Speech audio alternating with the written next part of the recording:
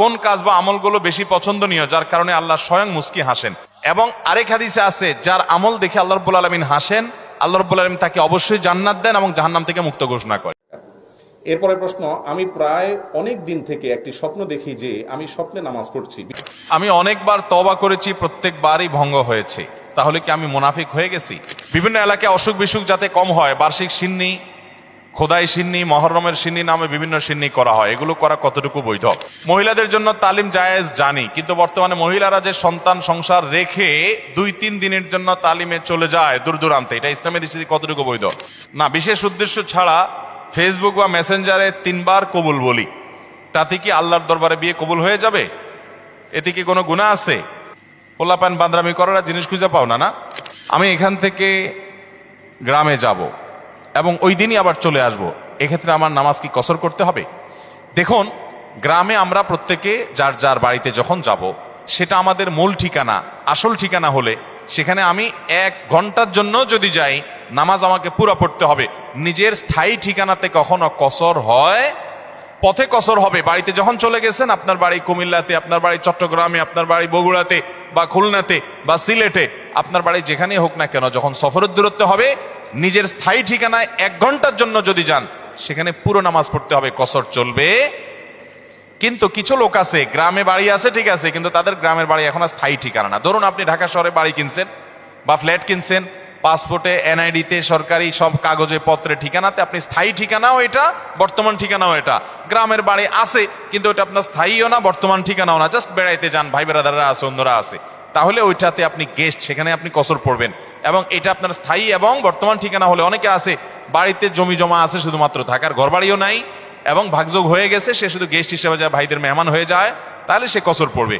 আর না হলে স্থায়ী ঠিকানায় গেলে 1 ঘন্টার জন্য সে কি করতে হবে? পুরো নামাজ পড়তে হবে, যদি স্থায়ী ঠিকানা হয় তার গ্রাম। এরপরে প্রশ্ন হলো, আমি অনেকবার তওবা করেছি, প্রত্যেকবারই ভঙ্গ হয়েছে, তাহলে কি আমি মুনাফিক হয়ে গেছি? না ভাই, তওবা হওয়ার পর তওবা ভেঙে যাওয়াটা অস্বাভাবিক নয়। আপনারা খুশি হবেন শুনে, আমাদের রব আল্লাহ রাব্বুল আলামিনের একটা গুণবাচক নাম হলো তাওয়াব। কি নাম ভাই? তাওয়াবের মানে জানেন? আল্লাহু আকবার। রিপিটেডলি, বারবার যিনি বান্দার তওবা কবুল করেন। এই জন্য ভাই, একবার গুনাহ হয়ে গেছে, আল্লাহর কাছে তওবা করেছেন, চেষ্টা করছেন যে আর যেন না হয়, কিন্তু আবার শয়তান কাত করে ফেলে দিয়েছে, আবারও তওবা করে ফেলবেন এবং দুর্বল হবেন না। এখানে ইবলিস আপনাকে বলবে, তুই এতবার একই কাজ করে তওবা করছস আল্লাহর কাছে, আবার কোন মুখে তওবা করবি? থাক, বাদ দে। আপনার তওবা থেকে দূরে সরাবে। এটা হলো শয়তানের সবচেয়ে বড় অস্ত্র। কখনো নিরাশ হওয়া যাবে না। তওবা আগের বারের চাইতে পরের বারটা আরো স্ট্রং করবেন, যে ঠিক আছে আগের বারটা তওবা আমি দুর্বল ছিল, এটাকে আরো স্ট্রং করব, চেষ্টা করবো না ইনশাআল্লাহ। তাহলে তওবা বারবার করতে হবে, বারবার করতে হবে। ভেঙে গেলে আরো শক্ত, হার্ডলি তওবা করতে হবে, নিজের প্রতি নিজে শাসন চালাতে হবে, এভাবে ইনশাআল্লাহ সামনে আগাইতে হবে। ভারতবর্ষে একজন কবি বলেছেন, আরে ইয়ে কুশ্তি তো হয় অমর ভর কি, কবি ও দাবালে কবি তু দাবালে। ইবলিসের সাথে তোমার লড়াই তো সারা জীবনের। কখনো ইবলিস তোমাকে কাত করে ফেলে দিবে, তোমার দ্বারা গুনাহ করায় ফেলবে, আবার কখনো চোখের পানি ফেলে কেঁদে কেটে আল্লাহর কাছে একান্তে। ভাইরা, কিছু নির্জন সময় কাটানো দরকার। আমাদের কোনো নির্জন সময় নাই। নির্জন সময় হলে ওই মোবাইলে আমরা ঢুকে পড়ি, মোবাইল টোবাইল বন্ধ করে ফেলে দিনে রাতে 24 ঘন্টার ভিতরে 5 ওয়াক্ত নামাজের পরে আগে যে কোনো সময় অন্তত 2-4-5টা মিনিট একটু চিন্তা ভাবনা করবেন, একটু নিজের হিসাব মিলাবেন, আল্লাহর সাথে কথা বলবেন। আজকে একটা গুনাহ হয়ে গেছে, আজকে একটা কাস্টমার মহিলা আসছে, তার সৌন্দর্য দেখে তাকে নিয়ে বাজে চিন্তা জল্পনা কল্পনা করেছি, নোংরামি করেছেন, গুনাহ কাজ করেছেন। কোনো কাস্টমার এসেছে, তার সাথে ফাঁকি ঝুঁকি দিয়েছেন, 2 নাম্বারই করেছেন, মিথ্যা কথা বলেছেন, কিনা দর এত আসে বলেছেন, আসলে এত আসে নাই। এই যে মিথ্যা বলেছেন কয়টা টাকার জন্য, এই টাকা দুনিয়াতে থেকে যাবে, মিথ্যাটা আপনার আমলনামা যুক্ত হয়ে আখিরাতে যাবে। এইসব কথা চিন্তা করে আল্লাহর কাছে চোখের পানি ফেলে একান্তে, আল্লাহ করে ফেলেছি আজকে শয়তানের পালায় পড়ে, আল্লাহ খেয়াল ছিল না, আপনি মাফ করে দেন। মালিক, আপনি মাফ না করলে কিয়ামতের ময়দানে এর শাস্তি হবে ভয়াবহ। দুনিয়াতে আপনি ছেড়ে দেন, আল্লাহ মাফ করে দেন। মাফ চায়া দুনিয়া থেকে ওইটাকে নিষ্পত্তি করেন, একটু চোখের পানি ফেলেন, সেজদায় পড়ে যান, 2 রাকাত সালাত তওবা নামাজ পড়ে আল্লাহর কাছে মাফ চান, এরপরের দিন আরো স্ট্রং করেন। এভাবে আপনি লড়াই চালাতে থাকবেন। আরে এই কুস্তি তো হয় অমর ভর কি, কবি ও দাবালে কবি তু দাবালে। শয়তান গুনাহ কমা আপনার দ্বারা করায় সে জিতে যাবে, আর আপনি তওবা করে চোখের পানি ফেলে গুনাহ মাফ করিয়ে তারপরে আপনি শয়তানের উপরে জিতে যাবেন। তওবা করতে থাকবো তো ইনশাআল্লাহ। তওবা করতে কখনো ক্লান্ত হবেন তওবা অব্যাহত রাখবেন, অনবরত রাখবেন। দুনিয়াতে কোনো ফেরেশতা মানুষ নাই, সবাই গুনাহ করে। এর মধ্যে সবচেয়ে উত্তম মানুষ হলো গুনাহ করার পর যে নিজের ভুল বুঝতে পেরে নিজেকে শাসন করে সংশোধন করে সে তওবা করে মাপ চায়। মনে রাখবেন, যে ব্যক্তি তওবার শর্ত আদায় করে তওবার শর্ত কি? তওবার শর্ত হলো যে কাজটা করেছি গুনার কাজ, এটার জন্য নিজেকে নিজে শাসন করলাম, কেন আমি এত নিকৃষ্ট কাজ করলাম, আল্লাহ আমার প্রতি কত ইহসান করেছেন, কত অনুগ্রহ করেছেন, আমার জীবনে কত বিপদ এসেছে আল্লাহ উদ্ধার করেছেন, তাহলে আমি কেন এই গুনার কাজটা করলাম? নিজেকে শাসন করা, ভবিষ্যতে না করার পরিকল্পনা করা, লজ্জিত হয়ে চোখের পানি ফেলে আল্লাহর কাছে মাপ চাওয়া, এই কাজটা যদি আপনি বারবার করেন, আপনি নিশ্চিত থাকতে পারেন আপনার তওবা দিন দিন আস্তে আস্তে স্ট্রং হবে এবং একটা সময় আপনি গুনাহ ছাড়তে পারবেন ইনশাআল্লাহ। এই জন্য তওবা কখনো ছাড়া যাবে, যতবারই তওবা ভাঙুক তওবা আরো স্ট্রং করে করতে হবে। এরপরে প্রশ্ন হলো, কেউ কালো জাদুগ্রস্ত হয়েছে এমন যদি জানতে পারে তাহলে তার করণীয় কি? এ বিষয়ে আমরা বিভিন্ন জায়গায় প্রশ্ন পাই, ভালো করে শুনে রাখেন। বিশেষ করে আপনারা পুরান ঢাকার কাছাকাছি এলাকার মানুষ, পুরান ঢাকায় সবচেয়ে বেশি, চট্টগ্রামে প্রচুর পরিমাণে আছে। আমাদের দেশে এখন ব্ল্যাক ম্যাজিক, কালো জাদু যেটাকে আমরা বলি, এই কালো জাদু টোনা এগুলো এই পরিমাণ বাড়ছে, আমি সারা দেশে ঘুরে বেড়াই, শত শত হাজার হাজার মানুষের প্রশ্ন আমার কাছে আসে। প্রতি সপ্তাহে এভারেজ আমার কাছে অন্তত 25 থেকে 30 হাজার প্রশ্ন মানুষের আমার কাছে আসে। আলহামদুলিল্লাহ, শুধুমাত্র শুক্রবারের লাইভে আমাদের 15 থেকে 20,000 এক ঘন্টার মধ্যে প্রশ্ন আসে।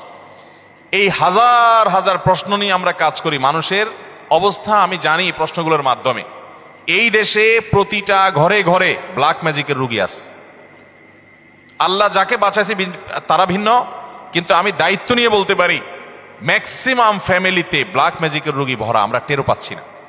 ছোট পোলাপান, অস্বাভাবিক চিল্লাচিল্লি, অস্বাভাবিক দুষ্টামি, ওই দুষ্ট জিনের উপদ্রব অথবা ব্ল্যাক ম্যাজিক। অসুস্থ, কোনোভাবে ভালো হচ্ছেন না, বহু ট্রিটমেন্ট করছেন, চেক আপ করেছেন, ডায়াগনোসিস হচ্ছে না। সবসময় নিশ্চিত না, কিন্তু অনেক ক্ষেত্রেই এগুলা ব্ল্যাক ম্যাজিকের রোগী হওয়ার সম্ভাবনা। আপনারা দেখবেন ফেসবুকে ইদানিং এই উৎপাত বেশি বাড়ছে। বিভিন্ন পোস্টের কমেন্টে দেখবেন পোস্টার দিয়া প্রচার করে তান্ত্রিক অমুক কামরূপ কামাখ্যা থেকে প্রশিক্ষণ প্রাপ্ত। দেখছেননি? এগুলো হলো শয়তানের খালাতো ভাই, সাক্ষাৎ খালাতো ভাই। এবং আপনার বিভিন্ন ঢাকা শহরের পিলারে পিলারে দেখবেন এই তান্ত্রিক অমুক, ভাগ্য বদলায় দেয়, এটা করে সেটা করে, এসব শয়তানি অ্যাডভার্টাইজ দেখছেন না? দেখেন নাই? ব্ল্যাক ম্যাজিক এটাকে এক সময় আমাদের এক শ্রেণীর শিক্ষিত মানুষ বলতো যে এগুলো হুজুরদের আজগুবি কথা, কিসের আবার ব্ল্যাক ম্যাজিক, দেখা যায় না, শোনা যায় না, বুয়া বোগাস কথাবার্তা। ভাইরা আমার, এই যে কদিন আগে বিশ্বকাপ ফুটবল শেষ হয়ে গেল, আমি নিজে অনেকগুলো মিডিয়াতে দেখেছি বিশ্বকাপ ফুটবলে অনেক বড় বড় খেলোয়াড়দেরকে দুর্বল করার জন্য প্রতিপক্ষের খেলোয়াড় বা বাজিকরেরা, বিভিন্ন লোকেরা ব্ল্যাক ম্যাজিক করেছে এবং কোটি কোটি টাকা খরচ করে ব্ল্যাক ম্যাজিক করে তাদেরকে অচল করে দেওয়ার চেষ্টা করে। আরে বিশ্বকাপ অনেক দূরে রাখেন, আমার দেশে আসেন, একটা খেলা আছে, নাম হলো পাতা খেলা। আপনি গুগলে সার্চ দিয়ে যে পাতা খেলা দেখলে আপনি পাবেন। আমি সার্চ দিয়ে অন্তত 2-4-5টা জাতীয় দৈনিকের রিপোর্ট, প্রতিবেদন, এই খেলার আদ্য পান্ত জেনে তারপরে কথা বলছি। আমি আলহামদুলিল্লাহ ওই ফেসবুকে ঠুনকো ঠানকো কোথায় কি পাইছে টাইছে এগুলো নিয়ে আমি কথা বলি না, বক্তব্য দেই না। আমি চেষ্টা করি যেটা বলবো সেটা জেনে শুনে দায়িত্ব নিয়ে তারপরে আমি বলার চেষ্টা করি। এই পাতা খেলার উপরে আমি অনেক পড়াশোনা ঘাটাঘাটি করেছি, অনলাইনে অনেক আর্টিকেল পড়েছি, অনেক প্রতিবেদন পড়েছি। আমাদের দেশে হয়, আপনার উত্তরবঙ্গের দিকে বিশেষ করে হয়, অনেক জেলাতে। এই পাতা খেলাটা অবাক করা এক খেলা, যে এটা পুরাটাই ওই জাদু মন্ত্রের খেলা। এবং এটা আমাদের দেশে অনেক আগে থেকে একসময় হিন্দুদের মধ্যে প্রচলন ছিল। এখন মুসলমানরা এটা কোনো দোষী কিছু মনে করে না, পড়তেছে রীতিমতো কুফুরি এবং ইমান চলে যাওয়ার মতো বিষয়। এখানে কুফুরি কিছু মন্ত্র আছে, শয়তানি কিছু মন্ত্র আছে। শয়তান আমরা যাকে দেখি না, এটা আরেক আলোচনা, ঘন্টায় ঘন্টা আলোচনা করতে হবে, শয়তান নিয়ে আজকে আলোচনা করব না। এই শয়তানের মন্ত্র, কুফুরি মন্ত্র, এই মন্ত্র পাঠ করার মাধ্যমে এই অলৌকিকতা দেখা যায়। কি হয়েছে, একটা লোকের নাম দেয় পাতা, আসলে ওইরকম আদতে কোনো পাতা না, একটা ব্যক্তি। তো ওই ব্যক্তিকে দূর থেকে একজন জাদুকর সে মাটিতে এরকম মন্ত্র পড়ে, ওই যে যারে নাম দিছে পাতা তার সে নিজেও জাদুকর, তার কাজ হলো সে মন্ত্র পড়ে পড়ে নিজেকে এক জায়গায় ধরে রাখবে, আর এর কাজ হলো ওরে মন্ত্র পড়ে পড়ে একটা দাগ দেওয়া আছে, দাগ পর্যন্ত নিয়ে আসবে, টেনে নিয়ে আসবে মন্ত্রের কারণে। অবাক করা বিষয় না? এবং সত্যি আনতে পারে, এই মন্ত্র দিয়ে আনে, তো আনলে এই জাদুকর জিতে যায়, আর যদি টিকে যায় তাহলে সে জিতে যায়। এই পাতা খেলা বাংলাদেশে অনেক এলাকাতে বেশ বহুল প্রচলিত, হাজার হাজার মানুষ উপভোগ করে। এই যে কুফুরি কালাম, কুফুরি কালাম পড়ে অনেক অলৌকিক কাজ করা যায়। একটা আস্ত সুস্থ মানুষ অসুস্থ হয়ে একদম কবরপর্যন্ত চলে যাবে, টেরও পাবেন না, ভয়াবহ রোগ হবে এই ব্ল্যাক ম্যাজিকের কারণে। কালো জাদু, এটা যে বললাম খেলোয়াড়দেরকে পর্যন্ত করা হয়। এটা আমাদের দেশে ঘরে ঘরে। আপনি বাঁচতে চান, নাম্বার 1, আপনার ঘরকে কোরআন দিয়ে আলোকিত করতে হবে। ভাইরা আমার, আমি বিভিন্ন সময় বলার চেষ্টা করি, আপনি ইমানদার হিসেবে, মুসলমান হিসেবে আপনার মধ্যে শয়তান মাঝে মধ্যে সন্দেহ ঢুকায় যে ইসলাম আসলে সত্য কিনা, না হুজুররা এসব বকওয়াস কথা বলে টলে। আপনার ইমানের প্রতি যদি কোনো প্রকার সংশয় শয়তান সৃষ্টি করতে চায়, আমি আপনাকে দায়িত্ব নিয়ে আল্লাহর শপথ করে বলতে পারি, এই কোরআন হলো এমন এক জীবন্ত মিরাকল, জীবন্ত মুজিজা। এই কোরআনের অলৌকিকত্ব দেখার পর আপনি ইমান আনতে বাধ্য হবেন। পৃথিবীতে যত বেঈমান মুসলমান হয়, যত কাফেররা ইমান আনে, তাদের বেশিরভাগ দেখবেন এই কোরআন যখন নির্মোহভাবে আগাগোড়া পড়ে ফেলে, সে এর কাছে মাথা নত করা ছাড়া কোনো উপায় থাকে না। ওমর রাদিয়াল্লাহু তাআলা আনহুর মতো জাদ্রেল মানুষ যাচ্ছিলেন নবী করিম সাল্লাল্লাহু আলাইহি ওয়াসাল্লামকে হত্যা করার জন্য, বোনের বাসায় যায় দেখে বোন তেলাওয়াত করতেছে, আওয়াজ শুধু শুনছে, তেলাওয়াত শুনেই পাগল হয়ে গেছে। আরে এ তো সাধারণ কোনো কথা না, আকৃষ্ট হয়ে গেছেন। তরবারি হাতে নিয়ে নবী সাল্লাল্লাহু আলাইহি ওয়াসাল্লামের দরবারে চলে গেছেন। সাহাবীরা তো ঠেকাইতে আছে, নবী সাল্লাল্লাহু আলাইহি ওয়াসাল্লাম তো জানেন ওহী পাঠাইছে আল্লাহ তাআলা, বলে আসতে দাও, ঠেকাইও না। গেছে হত্যা করার জন্য, ঈমান নিয়ে ফিরে চলে আসছে কোরআনের কারণে। মুসলমানদের বাসা বাড়িতে আজকাল কোরআন তেলাওয়াত হয় না। আপনার বাসা বাড়িতে কোরআন তেলাওয়াত চালু করেন, আওয়াজ দিয়ে, উচ্চ স্বরে, মনে মনে না, আওয়াজ দিয়ে কোরআন তেলাওয়াত চালু করেন, কোরআন পড়েন এবং অডিও চালায় রাখেন। ব্ল্যাক ম্যাজিক, দুষ্টজিনের উপদ্রব থেকে বাঁচার জন্য এটা মহৌষধ। বিশেষ করে একটা সূরা, সূরা বাকারা জোরে জোরে নিজেরা তেলাওয়াত করেন। তেলাওয়াত করতে পারেন না তো অডিও চালায় রাখেন। সূরা বাকারার তেলাওয়াত যত বেশি ভাষায় চালু করে রাখবেন, নবী সাল্লাল্লাহু আলাইহি ওয়াসাল্লাম হাদিসে বলা আছে দুষ্টজিন এবং শয়তান ভাষায় প্রভাব ফেলতে পারবে না। এক। দ্বিতীয় আমল, তাহলে কোরআন বেশি বেশি পড়বেন, বিশেষ করে সূরা বাকারা। দ্বিতীয় আমল হলো সকাল সন্ধ্যার দোয়া এবং জিকির, এগুলা নিয়মিত পড়বেন, এগুলা রক্ষা কবচের মতো কাজ দেয়। তৃতীয় আমল হলো ঘরের মধ্যে কোনো হারাম জিনিস রাখবেন না, ছবি টবি এটা সেটা রাখবেন না, এবং গুনাহমুক্ত রাখবেন বা ঘরকে। 4 নম্বর আমল হলো যতবার বাসায় ঢুকবেন বিসমিল্লাহ পড়ে ঢুকবেন, বের হওয়ার সময় বিসমিল্লাহ পড়ে বের হবেন। টয়লেটের দরজাগুলো বন্ধ রাখবেন, ঢুকতে বিসমিল্লাহ পড়ে ঢুকবেন, এই দোয়া পড়ে ঢুকবেন, বের হওয়ার সময় দোয়া পড়ে বের হবেন। খাওয়ার সময় বিসমিল্লাহ পড়ে খাবেন, প্রত্যেকটা কাজে বিসমিল্লাহ করবেন, শয়তান অংশগ্রহণ করতে পারবে না ইনশাআল্লাহ। আর বিশেষভাবে 3 কুল সকাল সন্ধ্যায়, কুল হুয়াল্লাহ, কুল আযুল ফালাক, কুল রাব্বিন নাস, 3 বার সকাল সন্ধ্যার আমলের মধ্যে এটা চলে আসছে। আলাদা করে এটা রাতে, সকাল সন্ধ্যায় বিভিন্ন সময় পড়বেন ইনশাআল্লাহ। বিদিন আল্লাহ তাআলা এই দুষ্টজিন এবং ব্ল্যাক ম্যাজিক থেকে বেঁচে থাকার তৌফিক দান করবেন। এরপরে প্রশ্ন হলো, আসুন্নাহ ফাউন্ডেশনের দেওয়া অফিস আসিফ হুজুরকে দিয়ে রুকিয়া করা হয়েছে, আপনি কি রুকিয়া করেন? না ভাই, আমি রুকিয়া করি না। তবে আমরা অনেক রাকিকে চিনি ব্যক্তিগতভাবে, কেউ চাইলে বলি ভাই অমুকের কাছে যান, বিভিন্ন রাকিরা আছে, আপনারা অনলাইনে খুঁজতে পারেন। বিভিন্ন এলাকায় অসুখ বিসুখ যাতে কম হয়, বার্ষিক সিন্নি, খোদাই সিন্নি, মহররমের সিন্নি নামে বিভিন্ন সিন্নি করা হয়, এগুলো করা কতটুকু বৈধ? অসুখ বিসুখ হলে আল্লাহর কাছে তওবা ইস্তেগফার করবেন, দোয়া পড়বেন এবং ডাক্তারের কাছে যাবেন। অসুখ বিসুখের জন্য দান সাদাকা করবেন। কিন্তু এই যে আপনার সিন্নি দেওয়া মানে হলো, ধরেন আপনার এই উপলক্ষে মিলাদের আয়োজন করলেন, নবী করিম সাল্লাল্লাহু আলাইহি ওয়াসাল্লাম বা সাহাবা একরাম কেউ এরকম অসুখ বিসুখ হলে, বিপদ আপদ হলে এরকম কোনো কাজ করতেন বলে আমাদের জানা নাই। বিধায় খেয়াল রাখতে হবে যে এগুলা কোনো সুন্নাহসম্মত আমল না। মহিলাদের জন্য তালিম জায়েজ জানি, কিন্তু বর্তমানে মহিলারা যে সন্তান সংসার রেখে 2-3 দিনের জন্য তালিমে চলে যায় দূর দূরান্তে, এটা ইসলামের দৃষ্টিতে কতটুকু বৈধ? এটা সম্পূর্ণ অবৈধ কাজ। অনেক জেলাতে আছে মহিলারা স্বামীর সংসার রেখে অনেক দূরে চলে যায় আরেক জেলাতে, এবং এইসব তালিমের জন্য মহিলাদেরকে যারা ফুসলায়, সংসার রেখে ছেলে মেয়ে রেখে চলে যায়, তারা বলে আরে আল্লাহর নির্দেশ বড় না স্বামীর নির্দেশ বড়, রাখো তোমার স্বামীর নির্দেশ মানা লাগবে না। তো আল্লাহ কি তোমার আরেক জেলা যাওয়ার নির্দেশ করছে? কোথায় কোরআনে বলছে যে অমুক জেলা যাও? এগুলো সব শয়তানের বুঝ। স্বামী অথবা বাবা, বড় ভাই, অভিভাবকের নির্দেশ বাদ দিয়া মাহরাম ছাড়া যদি আরেক জেলা সফর করে, আরে মাহরাম ছাড়া তো হজ করা পর্যন্ত জায়েজ নাই। এক সাহাবী জিহাদে যাবে নবী সাল্লাল্লাহু আলাইহি ওয়াসাল্লামের সাথে, নবী সাল্লাল্লাহু আলাইহি ওয়াসাল্লাম যখন শুনছেন ওনার স্ত্রী হজ করতে যাবে, বলছেন যে তোমার জিহাদে যাওয়া লাগবে না, যাও তোমার স্ত্রীর সঙ্গ দাও, কারণ তার সফরে মাহরাম হিসাবে তুমি তার সাথে থাকতে হবে। বিধায় এই তালিমের নামে এক জেলা থেকে আরেক জেলা মাহরাম ছাড়া যদি এরকম যায়, তাহলে সেটা জায়েজ হবে না, গুনাহ হবে। এরপরে প্রশ্ন হলো, ভুল করে বা রাগের মাথায় যদি কসম করি, কিন্তু পরে দেখা গেল আমি যেটা কসম করেছি যে আমি এটা কখনোই করব না, কিন্তু সেই কাজটা আমি বাধ্য হয়ে করে ফেললাম, তাহলে এক্ষেত্রে আমার করণীয় কি? এক্ষেত্রে আপনার করণীয় হলো কাফফারা দিবেন। কসমের কাফফারা হলো হয় 10 জন মিসকিনকে খাদ্য দান করবেন, আর না হলে 3 দিন রোজা রাখবেন। বাস, তাহলে কসমের কি হয়ে যাবে? কাফফারা হয়ে যাবে। আল্লাহর কাছে কোন কাজ বা আমলগুলো বেশি পছন্দনীয়, যার কারণে আল্লাহ স্বয়ং মুস্কি হাসেন? আল্লাহ রাব্বুল আলামিনের হাসিটা তার শান অনুযায়ী কেমন সেটা আল্লাহ ভালো জানেন। তবে হাদিসে বিভিন্ন বর্ণনা থেকে আছে যেটি হয়, বিশেষ করে শীতের সময় যখন কনকনে ঠান্ডা শীত উপেক্ষা করে কেউ যখন উঠে নামাজে দাঁড়িয়ে যায়, নবী করিম সাল্লাল্লাহু আলাইহি ওয়াসাল্লামের হাদিসে লেখা আছে যে আল্লাহ রাব্বুল আলামিন বান্দার এই আমলটা দেখে হেসে দেন। এবং আরেক হাদিসে আছে, যার আমল দেখে আল্লাহ রাব্বুল আলামিন হাসেন, আল্লাহ রাব্বুল আলামিন তাকে অবশ্যই জান্নাত দেন এবং জাহান্নাম থেকে মুক্ত ঘোষণা করেন। এজন্য শীতের দিনে ফজরের নামাজ, তাহাজ্জুদের নামাজের গুরুত্ব অন্য সময়ের চাইতে অনেক বেশি। আমি একজন যুবক, আমরা অনেক সময় মজার ছলে বা বিয়ের উদ্দেশ্যে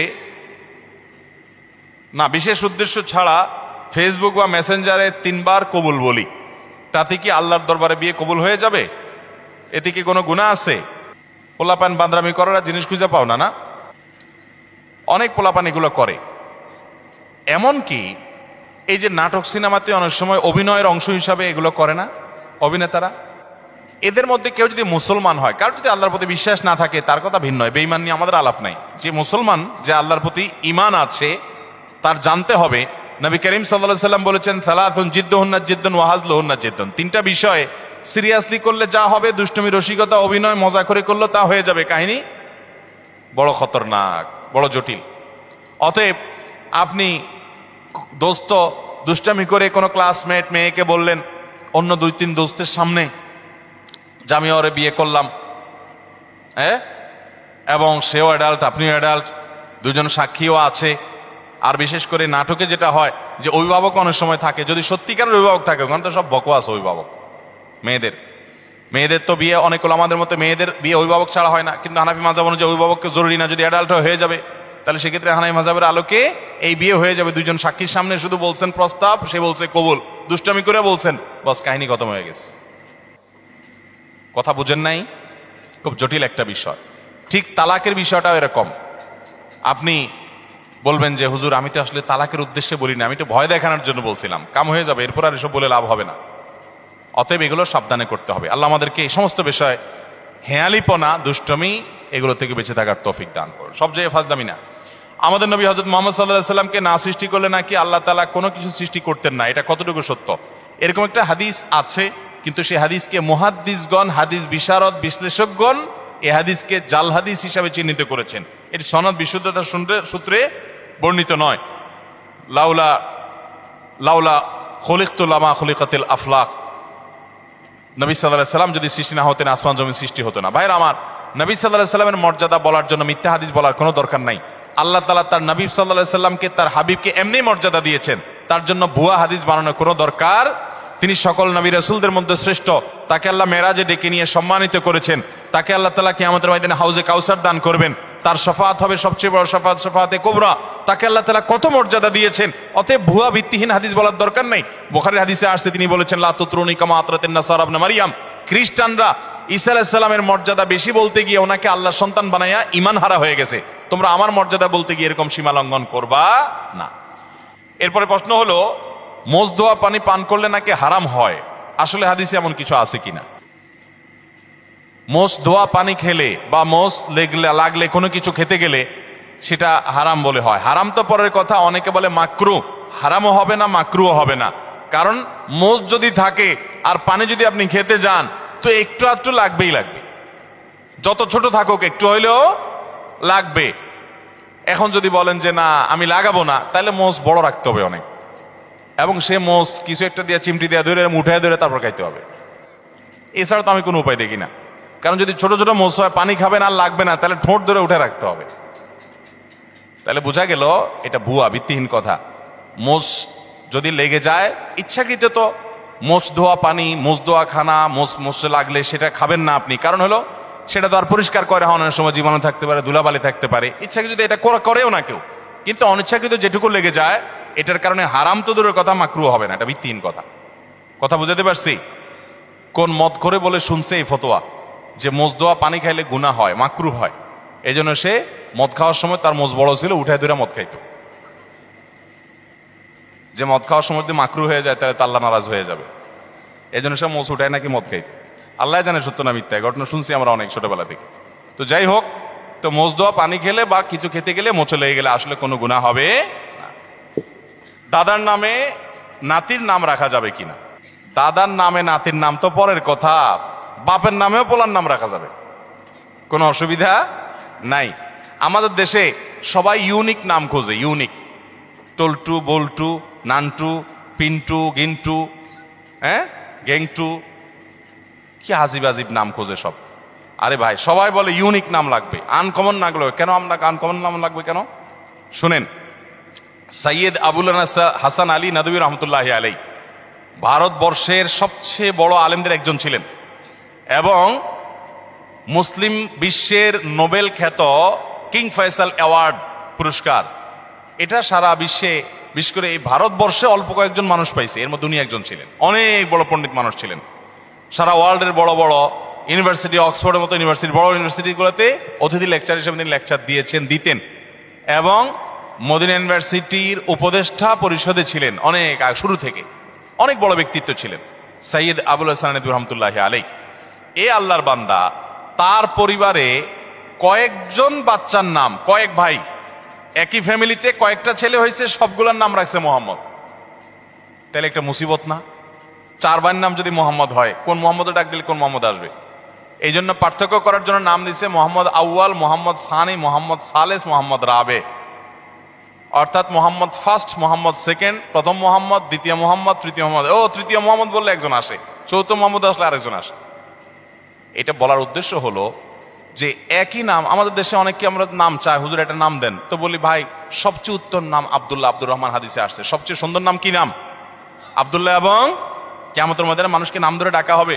পোলার নাম টল্টু রাখবেন তো আপনাকে আল্লাহ তাআলা ডাকবেন, ও টল্টুর বাপ আসো। কেমন লাগবে জিনিসটা? আল্লাহর বান্দা, নামের মধ্যেই তাওহীদ, নামের মধ্যেই ইমানের শিক্ষা থাকবে। আল্লাহর বান্দা আব্দুল্লাহ, আব্দুর রহমান। তো অনেককে নাম দিলে বলে কি, ভাই এটা আমাদের ফ্যামিলিতে আছে। কার নাম? বলে আমার বোনের ননদের ছেলের নাম, বোনের ননদের ছেলের নাম। তো তোমার বোনের ননদের ছেলে আর এই ছেলে জীবনে কয়বার একত্র হবে? এসব বকওয়াস চিন্তা করতে গিয়ে মাথায় আসে। এমনকি কাছাকাছি ফ্যামিলি থাকলে অসুবিধা নেই, ভালো নামগুলো দেখে দেখে রাখতে হবে। যাই হোক, বাপের নাম এবং ছেলের নাম পর্যন্ত আরবে অনেক দেশে এক নাম আছে। তো দাদার নামে নাতির নাম রাখাতে কোনো অসুবিধা, আবার মেয়ের নাম মায়ের নামে রাখতেও কোনো অসুবিধা। অনেকে রাখে না, এটাকে ভিন্ন চিন্তায়। সেটা হলো যে মেয়েকে নাম ধরে ডেকে, কথার কথা মায়ের নাম ফাতেমা, এখন মেয়ের নামও যদি আমি ফাতেমা রাখি, তাহলে একসময় বলবো ফাতেমা এদিকে কেন করছিস বেয়াদব ফাতেমা কোথাকার, তখন মার প্রতি অসম্মান হয় কিনা। এরকম ভক্তি কোথায় চলে গেছে চিন্তা করছেন? এটা বলে অতিরিক্ত সতর্ক থাকা। ওই যে একটা গল্প শুনছিলাম একবার, যে এক লোক সেলাই করতেছে, জামা কাপড় কিছু একটা সুই দিয়ে সেলাই করতেছে। তো এরকম সে নিচে সেলাই করতেছে, জানে সেলাইয়ের দোকান আছে, কেউ সেলাই করে। আরেকজন দোতলায় শুয়ে রয়েছে, তো দোতলায় সে ফ্লোরে শুয়ে রয়েছে, তো একটু পরপর সে মাথা উঠে ফেলা এরকম। তো আরেকজন বলে এরকম কেন করো? বলো যে নিচে সেলাই করতেছে এরকম করে, সতর্কতার মাইন নেয়, যদি মাথায় লেগে যায়। অতি সতর্ক হইতে হইতে কোন লেভেলে গেছে চিন্তা করছেন? যদি এরকম কেউ করে পাগলামি, তো সেটা যেরকম হাস্যকর হবে, ঠিক এটাও এরকম হাস্যকর হবে। আপনার ছেলের জন্য, আপনার মেয়ের জন্য সুন্দর নাম রাখবেন। আপনি অতিরিক্ত সতর্ক হয়ে, আমি মেয়ের নাম যদি ফাতেমা রাখি, আমার মার নামও ফাতেমা, তাহলে মেয়েরে ফাতেমা বলে আয়সা যদি কখনো বকাঝকা দিই, তাহলে আমার মার প্রতি বেয়াদবি হবে। এত ভালো ভালো না, এটা অতিরিক্ত ভালো, অতিরিক্ত ভালো ভালো না। অতএব মা বা বাবার নামে ছেলে বা মেয়ের নাম রাখাতে কোনো অসুবিধা নাই। এবারের হজের খরচ গত বছরের চেয়েও অনেক বেশি, এটা কি স্পষ্ট জুলুম নয়? ভাইরা আমার, হজের খরচ গত বছর ছিল স্মরণকালের সবচেয়ে ভয়াবহ খরচ। আমি নিজেও গেছি, 6 লাখ টাকা প্রায় লেগে গেছে। এবছর হলো প্রায় 7 লাখ। 6 লাখ 80 না 75,000, 83,000, তাহলে 7 লাখের মতো প্রায়। গত বছর ছিল প্রায় 6 লাখের মতো। এই যে পার্থক্যটা হয়েছে, এটা মূলত রিয়াল ডলারের দাম বাড়ার কারণেই হয়েছে। কারণ হলো গত বছর হজের সময় রিয়ালের দাম ছিল 24 টাকা, 23 টাকা, এরকম 22, 23, 24 এই রেঞ্জের মধ্যে ছিল। এই বছর রিয়ালের দাম কত এখন? 28, 29, 30 টাকা, তাহলে 5 টাকা করে রিয়ালের প্রতি যদি দাম বাড়ে, সবকিছুই তো সেখানকার খরচ, অতএব বিশাল বড় একটা অংশ এখানে বেড়ে গেছে। এটা একটা বাস্তবতা। তবে সৌদি গভর্নমেন্টের কাছে আমাদের আবেদন থাকবে যে তারা হজের ক্ষেত্রে যেন আরেকটু দয়া এবং মায়া প্রদর্শন করে। কারণ মুআল্লিম ফি যেটা অন্য সময় সামান্য ছিল, সেটা গত বছর মাঝে 2-3 বছর করোনা গেল, গত বছর সেটা ডাবল না জানি ট্রিপল কয়েক গুণ সেটা বাড়াই দিস। আমি গত বছর হজে যাওয়ার সময় চিন্তা করছি যে যেটা বোধ হয় 2000-এর নিচে ছিল, ওইটা 5000-6000 টাকা, 6000 রিয়াল, টাকা না, সৌদি রিয়াল, তার মানে 1 লাখ প্লাস। এটা মুআল্লিম ফি। তো মুআল্লিম ফি যেটা নিচে মক্কা মিনা মুজদালেফাতে সার্ভিস দেয় সেটার ফি, ঠিক আছে, এটা নিতে হবে, খরচের টাকা বুঝলাম। তো আগে যেটা ছিল ধরেন 2000-এর ঘরে, সেটা হঠাৎ করে 6-7 হাজারের ঘরে চলে গেল, 3 গুণ, এত বেশি, এত হাজার রিয়ালের ঘরে চলে গেল। আমি মনে করছি এবার বোধ হয় হজে নিয়া জামাই আদরে রাখবে মনে হয়, এত টাকা যেহেতু নিছে তাহলে বোধ হয় খুব আদর যত্ন করবে। তো আমি দেখলাম না, আদর যত্ন কিছু না, হাজি এমনি কম নিছে, সেজন্য একটু ফ্রি আছে, শুধুমাত্র মিনা মুজদালেফা আরাফাতে টয়লেটের নিচে স্ল্যাব বসাইছে, যেটা আগে প্লাস্টিকের ছিল, ব্যাস। আমি আর দৃশ্যমান কোনো পার্থক্য দেখলাম না, বাস এটার কারণে। বা আর যেগুলো আছে সেগুলো উল্লেখযোগ্য এমন আহামরি কিছু না, মানে এটার কারণে অন্তত 3 গুণ টাকা বৃদ্ধি হবে বা 3-4 গুণ হয়ে যাবে, অনেক গুণ বৃদ্ধি হয়ে যাবে, এরকম কোনো বিষয় না। এরপরে আসুন, বিমান ভাড়া সম্ভবত এই বছর কত, 2 লাখ বোধ হয়, 2 লাখের মতো ধরছে। কল্পনাই করা যায় না, যারা বিভিন্ন দেশ সফর করেন তারা জানেন, নর্মাল সময়ে এখান থেকে জেদ্দা আসা যাওয়া যেই ভাড়া হয়, হজের সময় তার ডাবল দিতে হয়। এটা যৌক্তিক, ডাবল দিতে হয় যে এটা যৌক্তিক, কারণ যে বিমানগুলো স্পেশালি হাজিদেরকে নেওয়ার জন্য আসে, এগুলো খালি আসে, আবার হাজিদেরকে নিয়ে চলে যায়, আবার নামায় দিয়ে খালি চলে যায়। কারণ হজের সময় যে ধরেন 50,000, এবছর হয়তো আর অনেক বেশি যাবে, ধরেন 1 লাখ হাজি গেল, তো 1 লাখ হাজি হঠাৎ করে যাচ্ছে বাংলাদেশ থেকে, সৌদি প্রবাসীদের আসা যাওয়ার জন্য রুটিন বিমান আছে, সেগুলো যদি 1 লাখ লোক হঠাৎ করে যাচ্ছে, তাদের নিতে পারবে না, আলাদা বিমান দরকার হয়, ডেডিকেটেড বিমান লাগে, আরো অনেক ব্যাপার স্যাপার আছে, তো আলাদা করে হাজি সাহেবদেরকে নিতে হয়, আনতে হয়, সেজন্য ডাবল খরচ নিতে হয়। তো ডাবল খরচ যদি হয় তো সেটাও 2 লাখ টাকা, 2 লাখ প্লাস বা 2 লাখের কাছাকাছি হওয়ার কথা না। এক্ষেত্রে থার্ড ক্যারিয়ার কে সুযোগ দেওয়া যেতে পারে, সেক্ষেত্রে যদি টেকনিক্যাল সমস্যা হয় তাহলে বিমান ভাড়া সহনশীল হতে পারে। এমনকি ওমরার বিমান ভাড়া পর্যন্ত 1 লাখ, 1 লাখ প্লাস। আপনি এমনি সৌদি প্রবাসীরা আসা যাওয়া করে জিজ্ঞেস করেন ভাড়া কত, খুব আহামরি কিছু না, অনেক কম তার চাইতে। তো এই যে হজের খরচ, সেটা সহনীয় পর্যায়ে করা উচিত। এবং আমাদের সরকারের কাছে আমাদের দাবি থাকবে যে ক্রান্তি, নানা সময় অর্থনৈতিক অনটন থাকে, ঠিক আছে, ভারতের মতো দেশ যেখানে হিন্দু প্রধান দেশ, সেখানেও হজে ওমরাতে যথেষ্ট পরিমাণ সহনশীল রেট থাকে এবং ভর্তুকি দেওয়া হয় অনেক দেশেই। তো আমাদের দেশে হাজিদের জন্য অনেক কাজে তো ভর্তুকি দেওয়া হয়, যারা আল্লাহর ঘর হজ করতে যাবে তাদের জন্য ভর্তুকি দেওয়া যেতে পারে। তবে এখানে যে খরচটা হচ্ছে, সব খরচটা সবগুলো বেশিরভাগই সৌদি আরবই হয়, বেশিরভাগ কি 99%ই সৌদি আরবের খরচ, আমাদের দেশে খরচ নাই বললেই চলে। বিধায় রিয়ালের দাম বাড়ার কারণে আসলে অনেক বেশি বেড়ে গেছে। এই জন্য ভাইরা বলি, যারা হজ পিছাইছেন, অনেক লোক আছে এই মজলিসে, বহু লোক আছে আমি জানি, যাদের আজ থেকে 7 বছর 8 বছর আগে হজ করার ক্ষমতা ছিল, তখন 3 লাখ, 3.5 লাখ, 4 লাখ টাকা হজ করা যেত, কিন্তু করেন নাই, পিছাইতে এখন 7 লাখে আসছে, একসময় যদি 14 লাখে যায়, আর তখন যদি বলেন আমার কাছে এত টাকা নাই, আপনি আল্লাহর কাছে দায়মুক্ত হবেন না। কারণ যখন কম ছিল তখন তো আপনার পরে হজ ফরজ ছিল, আপনার টাকা ছিল, আপনি কেন করেন নাই? এই জন্য নবী সাল্লাল্লাহু আলাইহি সাল্লাম বলেছেন, কারণ হজ ফরজ হলে সে যেন বিলম্ব না করে, যদি সে বিলম্ব করে সে জানে না পরবর্তীতে কি হবে, কি দুর্ঘটনা হবে। এই জন্য হজ ফরজ হলে বিলম্ব করবো না ইনশাআল্লাহ। ভাইরা আমার, আর কথা বলতে চাই না, রাত অনেক হয়েছে। বিভিন্ন দিক ফিরে, কখনো দেখি পূর্ব দিকে, কখনো দেখি উত্তর দিকে, কখনো দেখি দক্ষিণ দিকে, শুধু 2-3 দিন দেখছি শুধু 2-3 দিন দেখছি পশ্চিম দিকে ফিরে নামাজ পড়তে, কিন্তু আমি স্বপ্নে কখনো পরিপূর্ণ নামাজ পড়তে পারি না, কেননা কোনো সমস্যার কারণে, অর্থাৎ নামাজ পড়তে ঘুম ভেঙে যায় আপনার, এই তো। আর এই স্বপ্ন দেখা শুরু হয় আমার পরিপূর্ণ ইসলামে প্রবেশ করার পর থেকে। দয়া করে এই ব্যাপারে কিছু বললে উপকৃত হব। আপনি ইসলামে পরিপূর্ণ প্রবেশ করার পর থেকে এই নামাজ এই স্বপ্ন দেখছেন, আপনার এখানে প্রশ্নের মধ্যে একটা বড় ত্রুটি আছে। আপনি পরিপূর্ণ ইসলামে প্রবেশ করেছেন, এই সার্টিফিকেট নিজেকে নিয়ে দিয়ে দিলেন? পরিপূর্ণ ইসলামে প্রবেশ করা এত সহজ জিনিস? আল্লাহু আকবার। আপনি হয়তো বোঝানোর চেষ্টা করছেন যে আপনি ইসলামকে প্র্যাকটিস করা শুরু করেছেন, আলহামদুলিল্লাহ, আপনি চেষ্টা করেন পরিপূর্ণ ইসলামের জন্য, সেটা বললাম চেষ্টা করি, আরও চেষ্টা করতে হবে। আপনি কিছুটা দেখছেন, বাকিটা দেখছেন না, আপনার কোথাও অপূর্ণতা আছে, চেষ্টা করেন এবং দোয়া করেন। এই যে নিজেকে পূর্ণ মনে করছেন, এটাও একটা অপূর্ণতা। আল্লাহ তাআলা আমাদেরকে পরিপূর্ণ মুসলিম হওয়ার তৌফিক দান করুন। এখন তো সব দড়ি মাছ নাচুই পানি, ওয়াজ শুনতে কোনো কার্পণ্য নাই, আবার যায় হিন্দি সিনেমা টিভিতে খুলে দেখে। এর চাইতে বড় বেহায়ার নির্লজ্জ কি হতে পারে? যে আল্লাহর সামনে, আল্লাহ দেখছেন, নির্লজ্জের মতো সামনে এক চেহারা পেছনে আরেক চেহারা, তলে তলে মোবাইলে হারাম জিনিস দেখে, আবার মানুষের সামনে ভালো সাজে। আছে না নাই এই রোগ আমাদের মধ্যে? আল্লাহ আমাদের সবাইকে সলিড মুসলমান হওয়ার তৌফিক দান করুন। যে ভাই এটা দেখেছেন, আমি তাকে পরামর্শ দিব যে আপনি আরও আপনার দিনকে পরিপূর্ণ করার চেষ্টা করেন, আরও ত্রুটি ভুলগুলোকে ফাইন্ড আউট করে সেগুলো সংশোধন করার চেষ্টা করেন। আপনি অপূর্ণ নামাজ দেখছেন, আপনার দিনের ভিতরে হয়তো কোনো অপূর্ণতা আছে, আপনি চেষ্টা করেন, তবে মন খারাপ করা যাবে না। আপনি যে দিনে আসছেন, অগ্রসর হয়েছেন, আল্লাহ শুকরিয়া আদায় করেন এবং ভালো হওয়ার চেষ্টা করেন। এরপরের প্রশ্ন, ফিকহ শাস্ত্রের গ্রন্থাদি থেকে জানা যায় যে মসজিদের বাহিরে যে মেহরাবে প্রয়োজনে জানাজা রেখে নামাজ পড়া যায়। এখন যদি আমরা মসজিদের ভেতরে জানাজা রেখে, অর্থাৎ লাশ রেখে, খাটিয়া রেখে নামাজ আদায় করি, শরীয়ত বিধান মতে সঠিক কিনা? এটাকে ফুকাহা একরাম মাকরুহ বলেছেন। ভাই, লাশ, এক নম্বর কথা হলো যে জানাজা নামাজ মসজিদে পড়বেনই না। জানাজা কোথায় পড়বেন? আমরা আজকাল কিছু কিছু জিনিসকে এমন উল্টাইছি, যেমন ঈদের নামাজ এটা হবে কোথায়? মাঠে, উন্মুক্ত জায়গায়। কিন্তু ঈদের নামাজ কোথায় পড়ি আমরা? মসজিদে। ঢাকায় এই অজুহাত চলে যে এত খালি জায়গা নাই, কিন্তু আপনার গ্রামাঞ্চলে তো এই অজুহাত নাই। কিন্তু ওই যে আমাদের মসজিদ এলারা আবার ওখানে যাব কেন? আমরাই একটা কি বানাবো? ঈদগাহ বানাবো। এটা শয়তান এই কুবুদ্ধি দেয়। কথা বুঝতে পারছেন?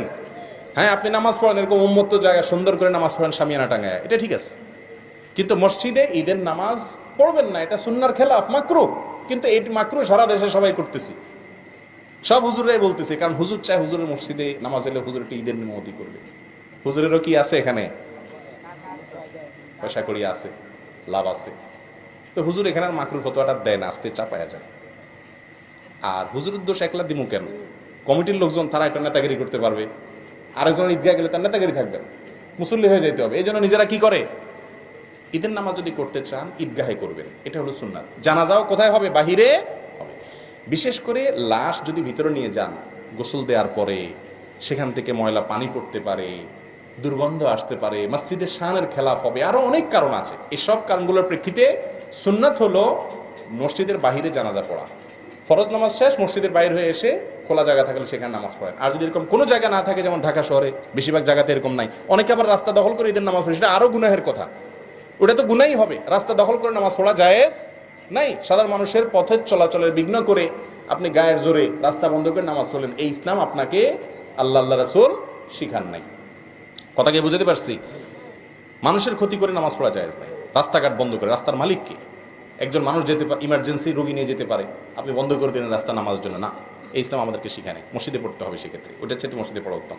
এখন জানাজার লাশ মসজিদের সামনে রেখে, সৌদি আরব এসে মসজিদগুলো এরকম, আমাদের দেশে অনেক মসজিদ এখন ঢাকা শহরে হয়ে গেছে, ম্যাক্সিমাম মসজিদ এরকম এখন, যে মসজিদের মেহরাবের সাইড দিয়ে আপনার পশ্চিমে কেবলার দিকে আপনার একটা ছোট দরজা থাকে, ওই বাহিরে লাশটা থাকে, দরজাটা খুলে দেয়, ইমাম সাহেব ওখানে দাঁড়ায় নামাজ পড়ে। মুসলিমরা মসজিদের ভিতরে আছে, কিন্তু লাশ কোথায় আছে? বাইরে আছে। এভাবে পড়লে আর মাকরুহ থাকবে না। তারপরে উত্তম হলে এসব বেজাল না করে ডাইরেক্ট কোথায় নামাজ পড়া? মাঠে নামাজ পড়া। 4, মাযহাব সহি কিনা, মাযহাব মানা শিরক কিনা, কোরআন হাদিসের আলোকে জানতে চাই। না ভাই, মাযহাব মানা শিরক হবে কেন? মাযহাব মানা যদি শিরক হয়, তাহলে জান্নাত খালি থাকবে, তাহলে জান্নাত খালি থাকবে। কারণ ইমাম নববী, হাফেজ ইবনে হাজার আসকালানি, অনেক বড় বড় মুহাদ্দিস, ফুকাহা, মুফাসসির, যাদের প্রায় বেশিরভাগই কোনো না কোনো মাযহাবের অনুসারী ছিলেন। এখন মাযহাব মানলে যদি শিরিক হয়ে যায়, তাহলে তো আর জান্নাতে কোনো লোকজন পাওয়া যাবে না, জান্নাত খালি থাকবে। কথা বুঝাতে পারছি? তবে ইসলাম আমাদেরকে সব সময় বলে আমরা কোরআন এবং হাদিসের অনুসরণ করব। কার অনুসরণ করব? কোরআন এবং হাদিসের অনুসরণ করব, ওলামা একরামের অনুসরণ করব, কিন্তু সেটা আলা বাসিরাতিন, সেটা আলা দালিল। যে কোনো আলেম যা বলবে তার কথা শোনা শুরু করবেন, এটা না। যখন পর্যন্ত কোরআন হাদিসের মধ্যে থাকবে, আপনাকে রাহবরি করবে, অবশ্যই ওলামা একরামদের কথা শুনবেন। আর কথা শুনেন আর না শুনেন, অশ্রদ্ধা করবেন। এখন একটা ট্রেন্ড চালু হয়ে গেছে হুজুরদেরকে নিয়ে ট্রল করা। নিজে 2-4টা হাদিস কোরআন জানার পরে এবার আলেম ওলামাদেরকে নিয়ে অপমানকর মন্তব্য করা শুরু করে। এ রোগ তৈরি হয়েছে কি হয় নাই? সবার মধ্যে হুজুররা একজন একজনে করে, এবার অনুসারা বলে আমরা বসে থাকুন কেন, আমাদের হুজুর যখন করে আমরাও করি। এবার মুক্তাদিরাও শুরু করে। গোটা সমাজ অশান্ত হয়ে যাচ্ছে কি যাচ্ছে না? আল্লাহ রাব্বুল আলামিন আমাদের মনগুলোকে বড় করার তৌফিক দান করুন। আমি মনে করি উনি ভুল করতেছে একটা মাসালায়। আমার মতে ওনার মাসালাটা কি ভুল। ওনাকে যদি আল্লাহ জান্নাতে দেয় আমার কোনো ক্ষতি আছে? আমি তো আল্লাহকে এটা বলা দরকার, আল্লাহ আমার ভাই আমার মতে ভুল করতেছে, তারপরে তারা জান্নাতে দিয়ে না, আল্লাহ আমাকেও সাথে দিও। এটা না ইমানদারের কথা? কিন্তু এমন একটা ভাব আমাদের যে হে জান্নাতে গেলে আমি ওই জান্নাতেই যাব না, নাউজুবিল্লাহ। এরকম একটা রোগ এসে গেছে আমাদের মধ্যে। আল্লাহ আমাদেরকে সংশোধন করার তৌফিক দান করুন। দাড়ির বিধান কি, ইসলামে দাড়ির পরিমাণ কি এবং দাড়ির শরীয়ী বিধান কি? ইসলামে দাড়ি রাখা ওয়াজিব। দাড়ি রাখা কি ওয়াজিব, এবং এই ব্যাপারে তেমন একটা দ্বিমত নাই। খুব স্বল্প সংখ্যক কিছু ওলামা একরাম এটাকে ওয়াজিব বলেন না, যেমন মিশরের এখানকার ওলামা একরামদের অনেকে এটাকে ওয়াজিব বলেন না, কিন্তু বিশ্বের সংখ্যাগরিষ্ঠ সকল যুগের ওলামা একরামের মত হলো দাড়ি লম্বা করা ওয়াজিব। নবী করিম সাল্লাল্লাহু আলাইহি সাল্লাম বলেছেন আফুল্লুহা, তোমরা দাড়িকে ছেড়ে দাও, আর খুল্লুহা, দাড়িকে লম্বা করো। আরেকটা প্রশ্ন আপনি করেছেন 40 হাত দূরে থেকে তাকালে দেখা যাবে, এই পরিমাণ দাড়ি রাখলেই যথেষ্ট হবে, এই কলটির গ্রহণযোগ্যতা কতটুকু? কোনো গ্রহণযোগ্যতা নেই।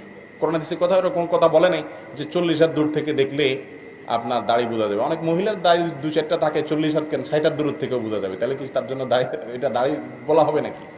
না ভাই, দাড়ি লম্বা করা ওয়াজিব। আপনি রাখতে না পারেন ভিন্ন কথা, তবে হ্যাঁ কেউ যদি লম্বা করতে না পারে একটু ছোট রাখে তো নাই মামার চাইতে আলহামদুলিল্লাহ, তিনি কিছুটা তো রাখলেন, তাকে অ্যাপ্রিসিয়েট করা উচিত এবং বোঝানো উচিত যে নবী সাল্লাল্লাহু আলাইহি সাল্লাম দাড়িকে কি করতে বলেছেন? ছেড়ে দিতে বলেছেন, লম্বা করতে বলেছেন। আল্লাহ আমাদেরকে তৌফিক দান করুন। এরপরের প্রশ্ন হলো পালক পুত্র ও কন্যার ব্যাপারে শরীয়তের বিধান জানতে চাই, দয়া করে উত্তর দিবেন। খুবই গুরুত্বপূর্ণ একটা প্রশ্ন। পালক পুত্র এবং পালক মেয়ে রাখা এটা জায়েজ না নাজায়েজ কাজ? সবাই চুপ।